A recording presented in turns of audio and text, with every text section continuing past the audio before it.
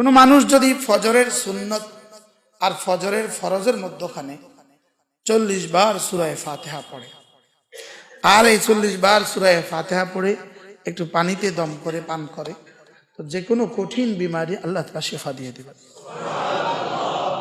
এই কাজটা করতে লাগবে সর্বোচ্চ 15 মিনিট, লেকিন এই কাজটা করা হয় না। আর যদি বলি এখন বলি টেকনাফে একজন খুনার আছে যে তাবিজ দিলে ভালো হয়ে যায়, তো সব তার কাছে ছুটবে,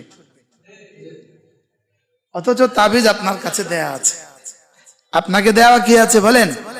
আপনাকে দেওয়া তাবিজ আছে। সূরা ফাতিহা সরাসরি শিফা, বলেন সরাসরি কি? সূরা ফাতিহা সরাসরি শিফা। শুধু ইয়াকিন বানানো, শুধু কি বানানো? ইয়াকিন বানানো। যে জাতির কাছে সূরা ফাতিহা আছে, এই জাতির কাছে কি না আছে?